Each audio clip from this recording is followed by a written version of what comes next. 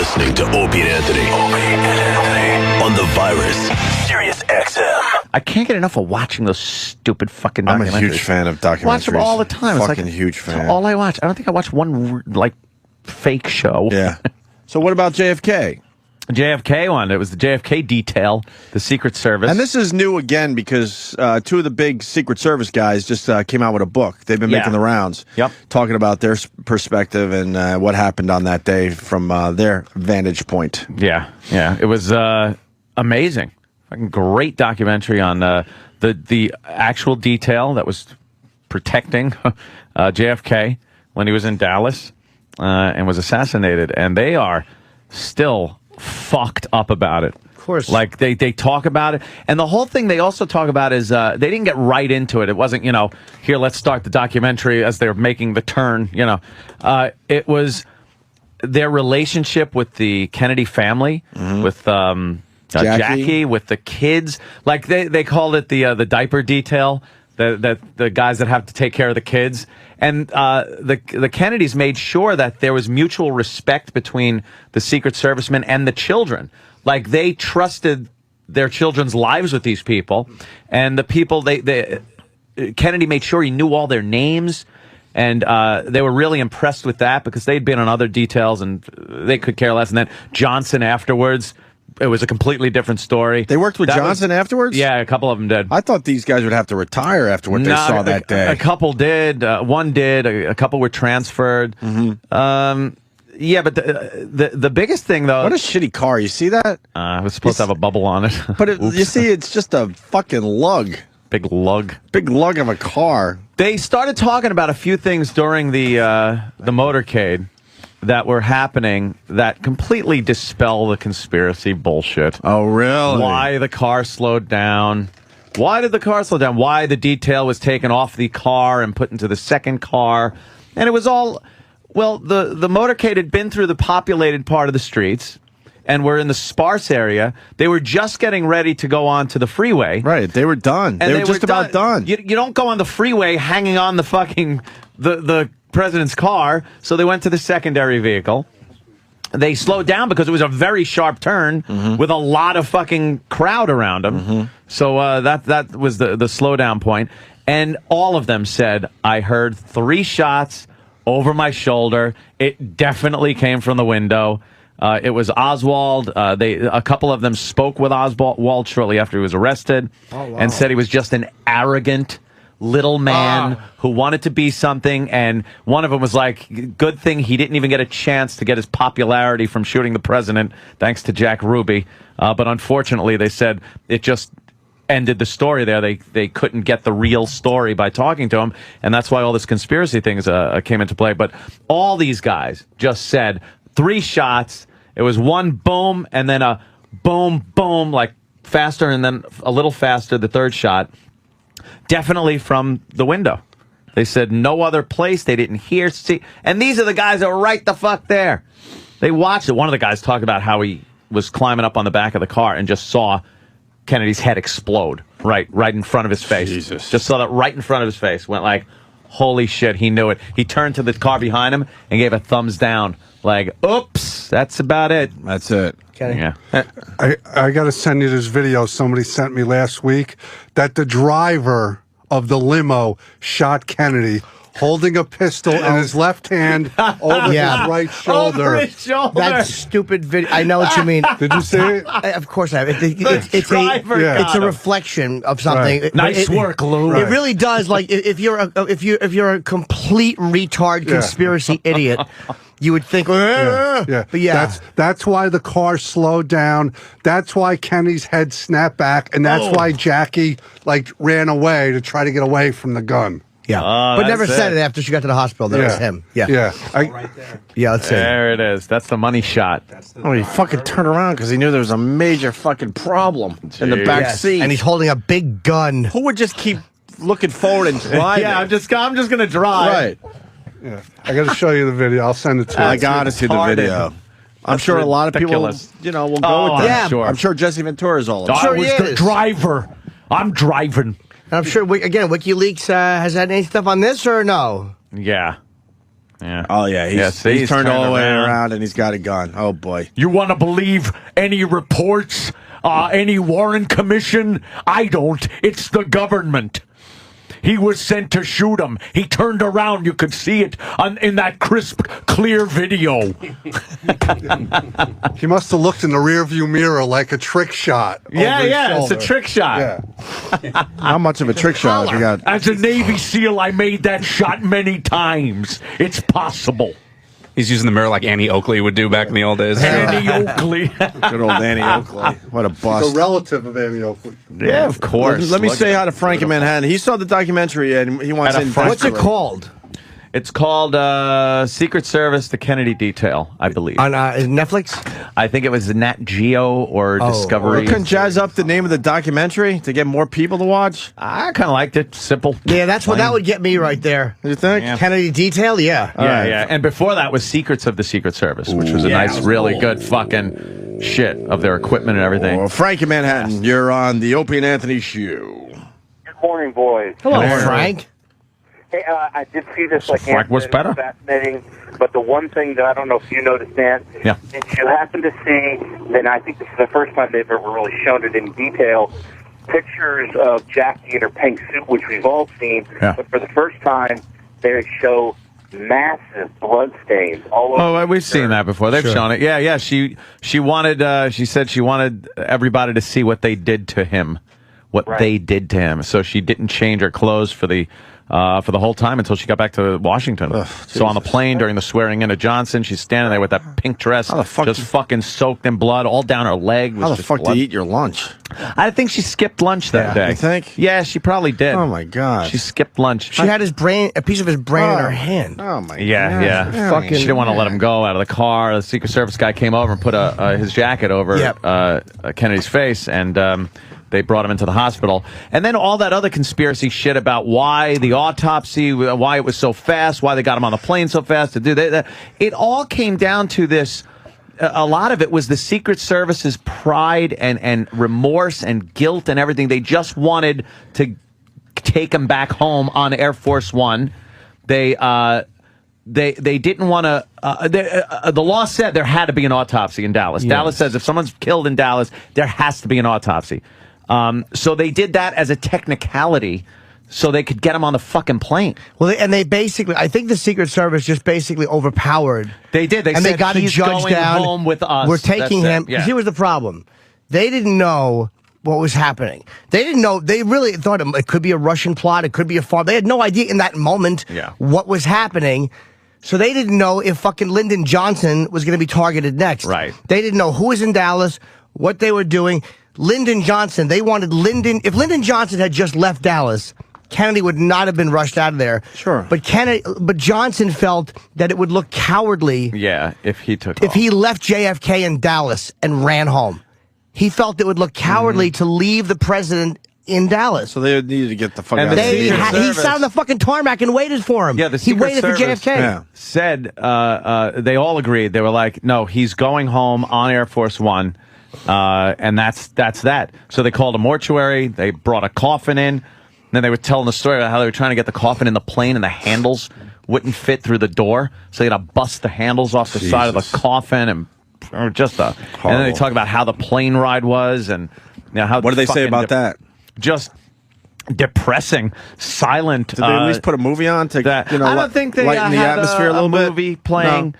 In that, no, I don't. What were the big movies of '63? Fine opportunity to see a big Hollywood hit. I don't know if they were really playing lots of movies in Air Force One back then. I'm sure Air Force One had a way of playing movies. I think everybody the rest of us kind of just wanted to sit and maybe think. Really? Ponder. So they put on some Carpenters Things music like that. The nice mellow music. Somber music. Somber. They had to do something. You can't just sit there and they sat there in utter shock. Is what they did. Yeah. They just sat there, second guessing every. Did they break out playing cards? Maybe.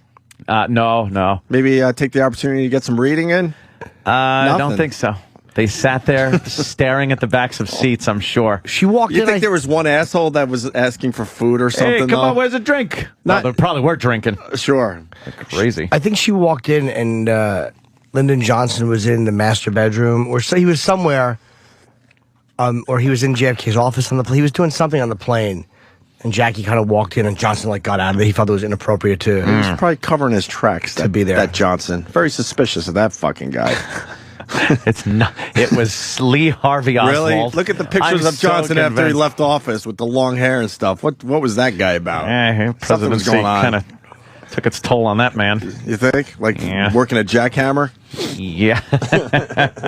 So what is your thoughts on it? You always thought just Oswald? Yeah. I thought just Oswald. Not always. I mean, you always listen to it early on and think, well, that's interesting or that. But when you have the guys that were right the fuck there, and you know, they haven't been killed in mysterious ways, and they swear this is what they saw and heard, and then they were Oswald- emotionally invested in this. Then that Oswald was a very smart man. Because if you ever been to that area down there in Dallas, we've done it. I've done it a few times now.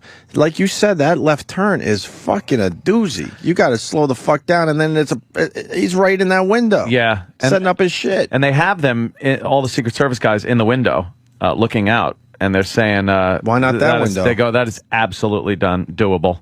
They're like, it's just completely. But why doable. didn't they have that window covered? I guess presidential detail is a lot different. There was so many back then. windows too. There were people hanging out the windows, cheering them But on. that just looking seems on. like a window. It was- That area seems like something someone might have dropped the ball on. One of the Secret Service guys said when they came around the corner and saw that building, the first thing, it doesn't look like the rest of the buildings. The color was very orange, and it drew his attention to the building, but he never saw anything odd that he should have been looking at.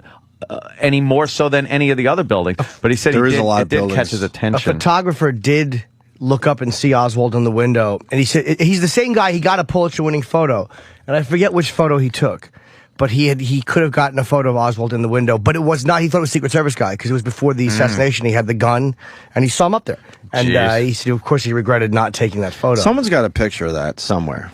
Maybe it's in an attic. I would at this think it point. would come out. It would have been out already. You would think- Everyone got their film developed that day. Believe me. You think everybody? But nobody was think all looking the that way. photo But there's stores always- are all Yeah. full. But there's always a few dummies in the crowd that probably don't even realize they have an amazing. It's like the people that shot. have like Picassos in their attic. Exactly. Somebody's just got. We're going to talk about American Pickers. They're coming in a little while. They'll Yeah. explain this shit. People just don't realize what they got. Yeah. That's true. 9/11, the first plane hit was in a videotape. Guy didn't even realize he had it on tape. Right. He was Really? videotaping going into the tunnel, the Lincoln Tunnel. Ooh, what a thrill that must have been. He was doing some kind of a dumb video for his father at home in like Sweden or whatever. There's two pieces of footage of the first plane hitting. The one we've Wow. all seen. Yeah. And another one in the background. From the Jersey side? Yeah, could you see that, Danny? He didn't even realize he had it, and he almost taped over it. Right. That's what I'm talking about. I'm sure there are people in the crowd that never really even, they might not even develop their photos because like, I didn't get a shot at JFK. I was just shooting around, and this is just a waste. I mean, And they're not smart enough to go back now and look at their shit. I'm telling you. every We see these dummies every day just walking around. Yeah. every ounce of footage from that day has been you say first tower or first hit or whatever from Jersey or wherever it was. It might have been in Brooklyn going to the Battery Tunnel. I'm not Battery sure. tunnel. But it's like a little puff of smoke in the back, and he did not realize he had it. She tape over it. Yeah, it's I bet there is something in someone's attic. Basement, pile of photos. I think so too. Some dummy. And they just don't. I don't know what this is. They just I don't remember. know.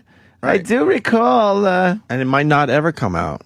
It's like That's one of the questions asked God. 5 gunmen on the fence on the knoll. Right. Right. Oh, what is this photograph? Right. Let me go to Aaron in Virginia. Aaron. Hey, good morning. You guys are some radio badasses. Huge fan. Oh, Thank you, Aaron. wow. Hey, I just wanted to, I am not one of these Fruit Loop conspiracy guys, but this is probably the only conspiracy that I do believe in. And I've done some research. I'm 32 years old. I'm in the military, and I actually, back in high school, not that it means shit to you guys, but back in high school, I did a huge report on all this stuff and did a bunch of research and have been doing it ever since. But the interesting thing to me about all this stuff is that Oswald certainly led the life of an ONI agent, an Operation Naval Intelligence agent. The fact that he defected from the United States and made it over to Russia and then was able to defect back from Russia back to the United States with a huge issue inside the government, because only ONI people, or people that are working for our government, would be able to do that. He was able to do that. Furthermore, the rifle that was used to shoot, that they claimed that shot Kennedy, the way that rifle was purchased was through a mail order catalog, which he could have walked into any gun and pawn store in Dallas, in Fort Worth, anywhere in those areas back in those days. There was no laws where you had to wait or anything. He could just walk right in, bought the weapon, but the way that he did it, the way, it seems like he was framed, was from a mail order that could be tracked back to him at his house.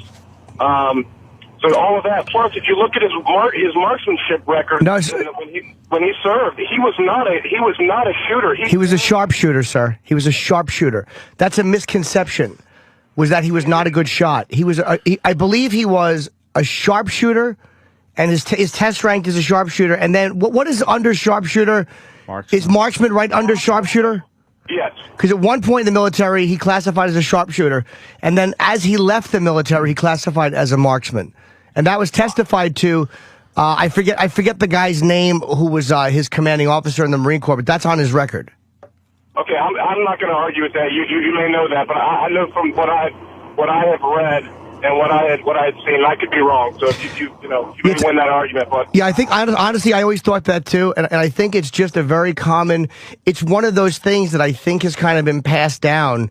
Yeah, and now it's like fact, but it's not. And I just don't think it's. And I don't know why he ordered the. You're right. It's a weird thing he had going on with the government, going to Russia and bringing Marina back, and it's a weird thing ordering that rifle. But don't forget, he had also, I believe, tried to assassinate another public figure. There was, I forget who it was. You might, a sheriff. There was some other guy he had tried to assassinate. Do you know who that was? It wasn't.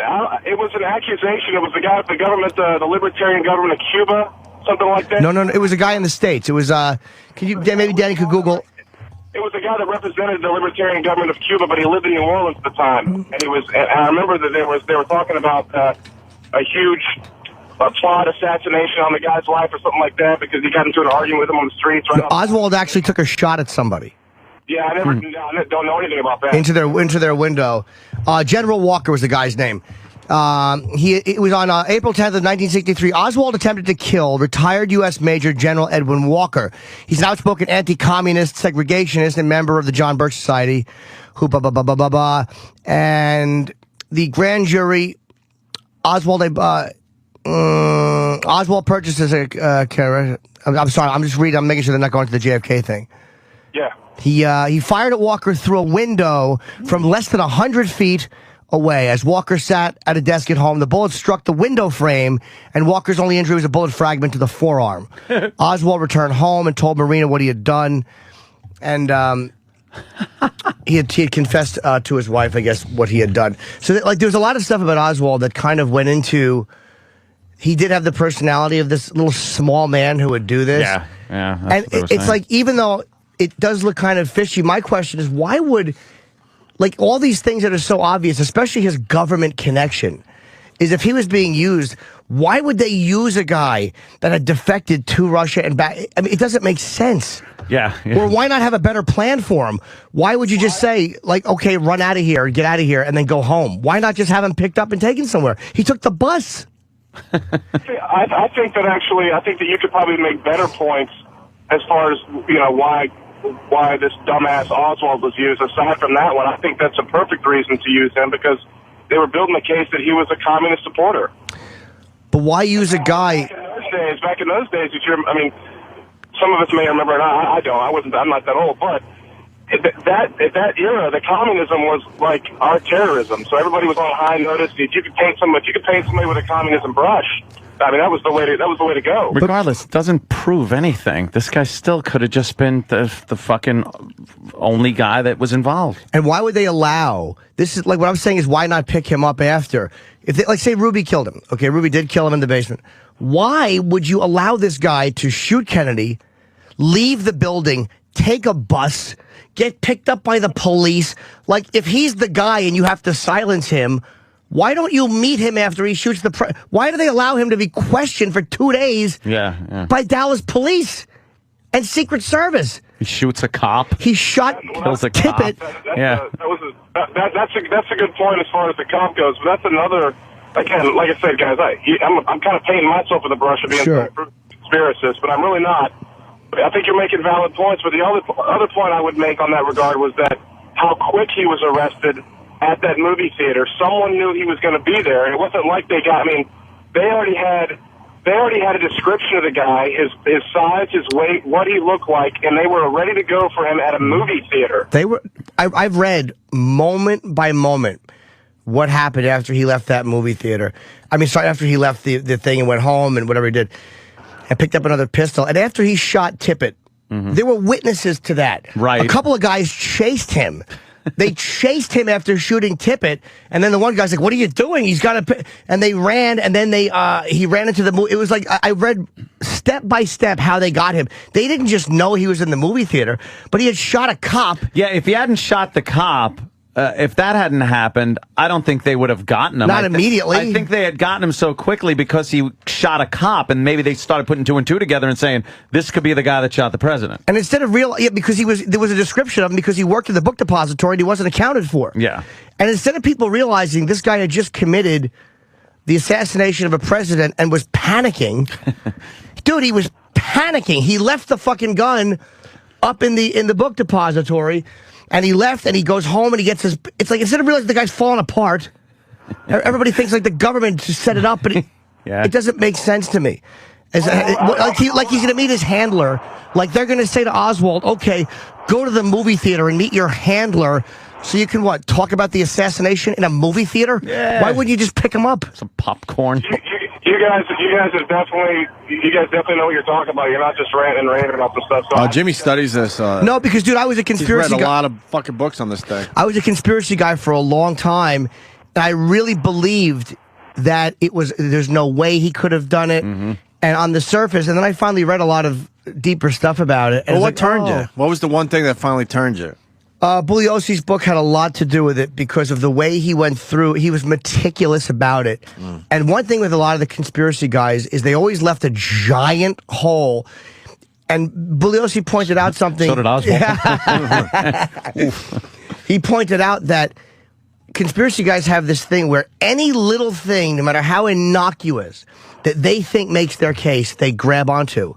But any piece of evidence that goes in the opposite, no matter how solid, they ignore. Right. And I noticed from talking to those guys and from what I've bothered, like David Lifton wrote a book called Best Evidence about the autopsy and how Commander Humes said these weird things about the autopsy and the fucking trach hole, which they thought was about all this stuff. And he left out a giant piece, which is when did they alter the body? You actually believe that they altered the president's body? His only conclusion was they did it on Air Force One. And I'm like, no, they didn't. No, they didn't. They didn't alter the president's body.